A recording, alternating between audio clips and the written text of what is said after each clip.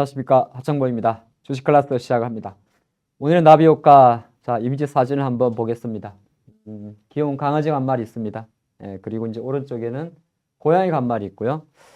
근데, 이 정도 되게 되면 어느 정도, 반려동물 이야기인가? 예, 이렇게 볼 수도 있는데, 사실은 오늘 그 와중에, 기존 시리즈와는 조금 특이하게 초반 첫 번째 페이지에서 하나의 힌트를 드렸습니다. 먼저 힌트부터 드리고 시작하죠. 아마 이 기업에 우리는 결과적으로 주목을 하게 될 겁니다. 그래서 오늘의 첫 번째 나비 효과, 바로 그 포인트는 반려동물입니다. 반려동물. 우리 예전에는 표현 자체를 뭐 애완견, 뭐 애완묘 이렇게 표시했는데 지금은 표현 자체를 반려동물이라고 했죠. 많은 분들이 공감하시리라 믿습니다. 그래서 포털 사이트에서 반려동물이란 글자, 이 반자는 한자를 쓰면 우리가 보통 남녀가 결혼하면 반려자라는 말을 하죠. 그거 똑같습니다. 그래서 영어로 컴패니언 애니멀이라고 해서 사람과 더불어 사는 동물을 반려동물이라고 지칭을 합니다. 다음 화면으로 넣어보시면 과연 그러면 우리가 이제 뭐 쉽게 말해서 여러분들이 강아지와 고양이 정도로만 일단 생각을 좀 해보죠. 어느 정도 돈이 어디로 많이 나갈까 한번 좀 체크를 해봤습니다. 이것도 이제 한국농촌경제연구원의 자료인데요. 가장 많이 달아가는 거는 사료입니다. 먹는 거. 사람이 먹는 걸 먹으면 이 친구들이 몸이 아프다는 우리 말이 있잖아요. 그래서 먹는 거, 간식 포함해서, 그리고 보면 이제 간식까지. 이게 절대적으로는 비중이 높아요. 절대 보면 뭐 사료, 간식, 건강식품, 약품, 관련용품, 진료비 쭉쭉쭉쭉 뭐 또 이거 커터, 미용실 다녀야 되죠. 예, 커터, 미용, 위생 미용, 훈육, 또 훈육 같은 건 이제 조금 애기들이 약간 성격적으로 뭐 갑자기 이렇게 약간 장애가 올 수 있잖아요. 예, 그거를 이제 다시 이제 교정해 주는 걸 말하지 않습니까? 그리고 나면 이제 또 호텔, 예, 이거는 참 예, 우리가 가끔 언론에서 듣던 이야기입니다. 멀리 갈 때 이제 반려동물도 호텔에 있다는 이야기 들어보셨을 것 같아요. 그래서 전체적으로 지출 구조를 보면 이건 중국 자료긴 합니다만은, 왜냐면 이건 조금 이따 힌트가 있기 때문에 그런 거예요. 한국 자료가 아니라 중국 자료를 보는 이유는 뭐냐 하면 큰 그림에서는 일단 절대치로 봤을 땐 역시나 이게 이제 전체 파이로 보셔야 돼요. 20년도가 기준으로 이제 노란색 그래프를 좀 봐주시면 되는데 전체적으로는 여전히 사료나 간식의 비중은 높아요. 한 달에 만약에 100만 원을 지출한다면 거기에 거의 절반 정도가 이렇게 반려동물 먹고 하는 거, 간식 주는 거에 비용이 제일 큰데 중요한 거는 비율이에요. 상대적 비율을 보게 되면 이제 먹고, 그러니까 쉽게 말해서 사료라든지 간식 같은 경우는 약간 감소를 하고요. 이제 상대적 비중인 겁니다. 그렇다고 반려동물한테 밥을 안 준다. 그 개념이 아니야. 그게 아니고 전체적으로 상대적 비율은 감소하는데 어디가 증가하냐면 약품 쪽. 약품. 그 다음에 관련용품. 관련용품 여러분들이 뭔지 아실 거예요. 자, 뭐 옷도 있을 수가 있고, 그렇죠. 관련용품. 그리고 여기 보면 진료비. 그러니까 이쪽은 보면 비중이 증가를 하고 있습니다. 상대적으로. 그러니까 절대 막대는 당연히 먹는 게 제일 중요한데 그거의 어떤 먹는 속도는 조금 감소하고 있고 그게 드는 비용. 거꾸로 하게 되게 되면 이제 반려동물에게 맛있는 것을 주고 같이 먹고 하는 거에 대해서는 당연한 거니까 사람으로 치면 의식주가 비슷하니까 당연한데 그 외에 부차적인 것 바로 뭐죠? 어느 정도 아프면 치료하고 또 뭐 진료비 이런 데 기꺼이 돈을 지출한다는 겁니다. 과연 중국만 그럴까요? 한국도 똑같습니다. 데이터를 좀 찾다 보니까 중국 데이터를 제가 좀 참조를 했다는 걸 말씀을 좀 드리겠고요. 자, 그래서 이제 오늘의 나비는 바로 포인트를 바로 잡았습니다. 반려동물 다 좋아.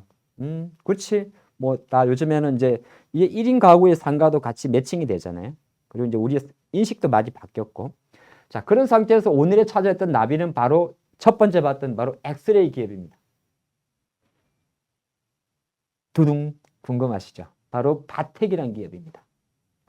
바텍이라는 기업 같은 경우는 제가 코드 보도 적어놨습니다만은 첫 번째 원래 이 회사의 본업은 치과용이에요. 네, 치과용. 그래서 디지털 덴탈 엑스레이라고 합니다.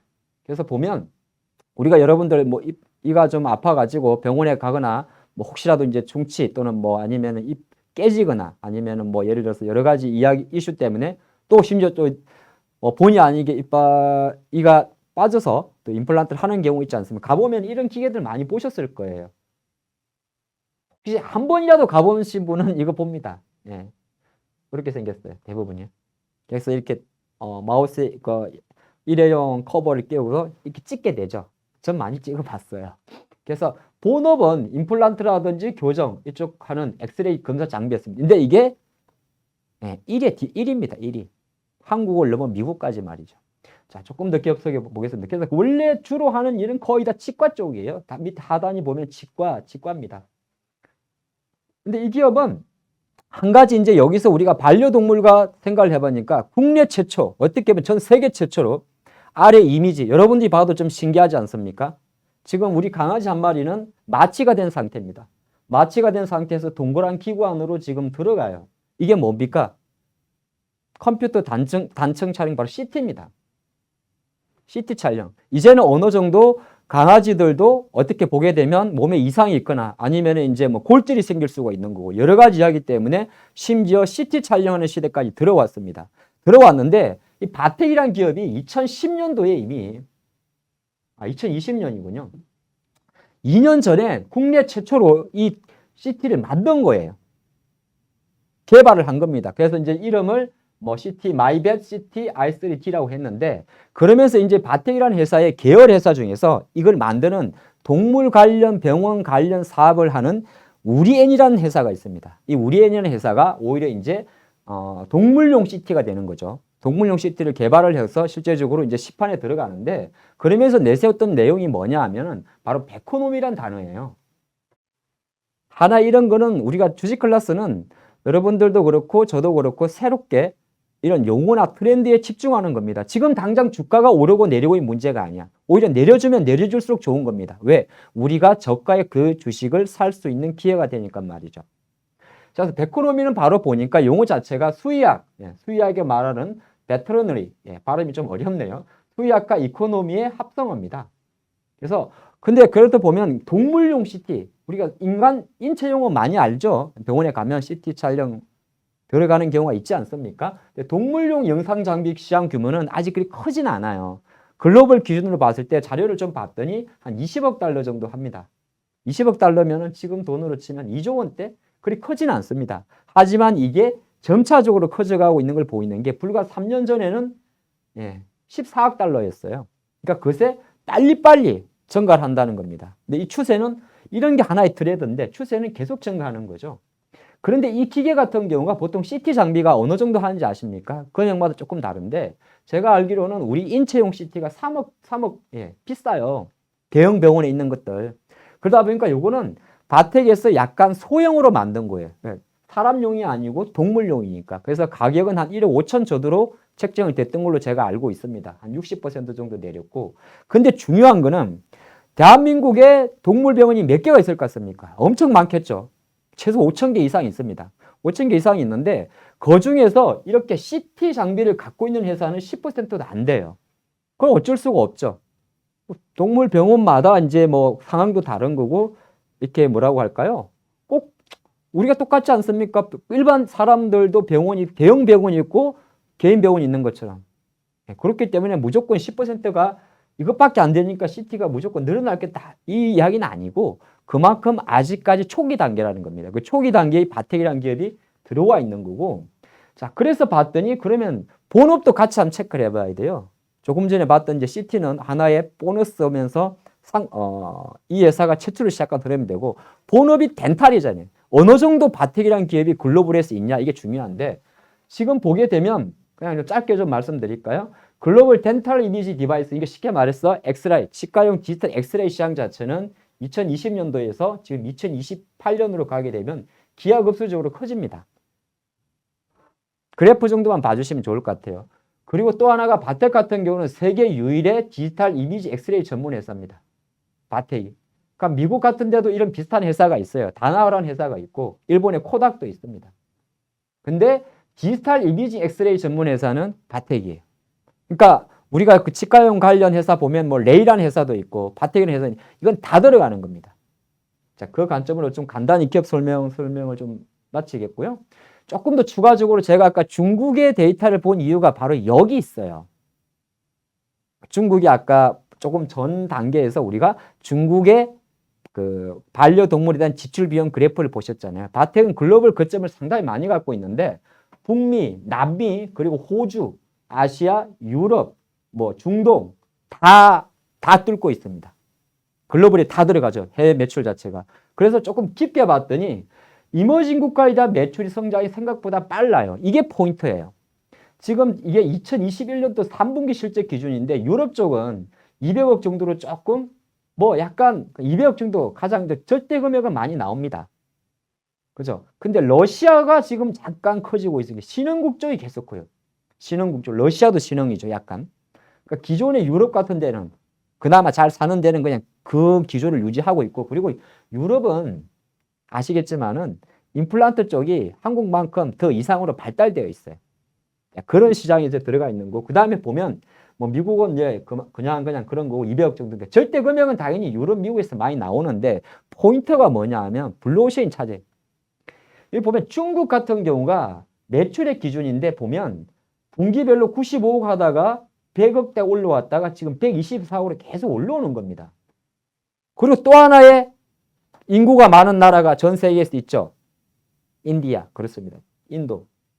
인도 같은 경우도 아직은 57억대로 절대 금액은 100억에 못 미칩니다만 퍼센테이지를 보게 되면 100%, 200%씩 증가하고 있는 거죠. 그러면 바텍 입장에서는 글로벌 아시아 쪽, 즉 중국과 인도 쪽의 성장 자체가 상당히 무서운 겁니다. 여기 플러스 알파 저 위쪽 러시아까지.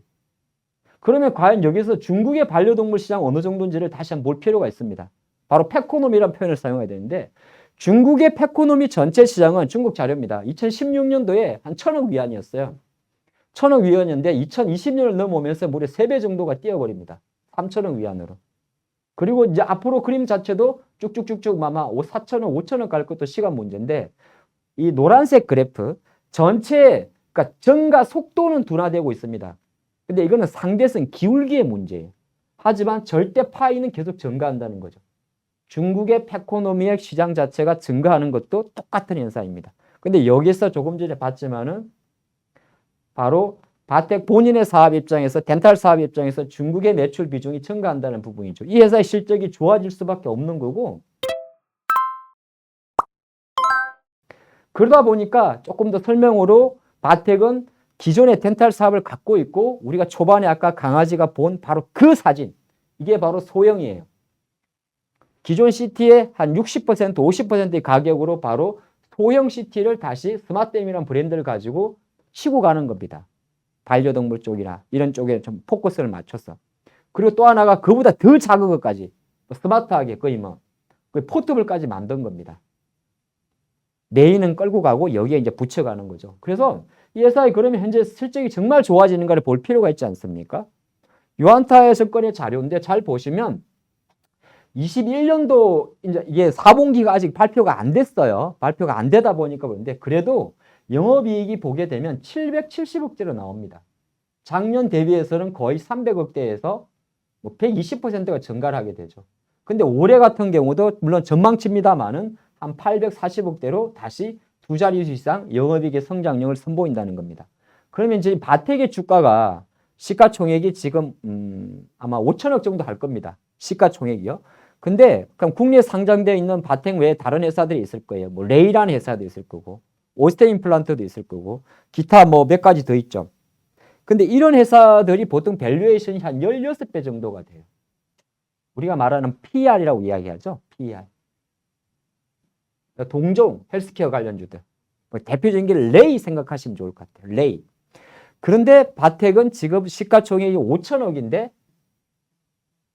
얘가 보면 영업이익이 대략 80억. 그러면 이제 보통 PER은 우리가 NP로 계산합니다. 영업손익으로. 이게 한 지금 보면 올해 기준으로 제가 자꾸 잘 안 보이냐. 어디 갔죠? 예, 여기 있구나.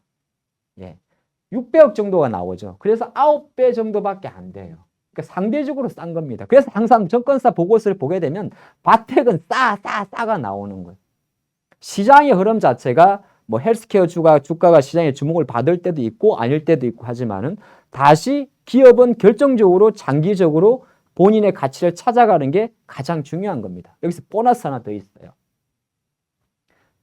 소형도 하지만은 또 바텍이라는 회사가 엑스레이 장비는 장비랑을 한번 들어가게 되게 되면 그걸로 끝날 수도 있잖아요. 유지보수 비용도 있지만. 하지만 소모품도 팔 필요가 있어요. 요거는 제가 치과 쪽을 잘 알기 때문에 보강을 드립니다.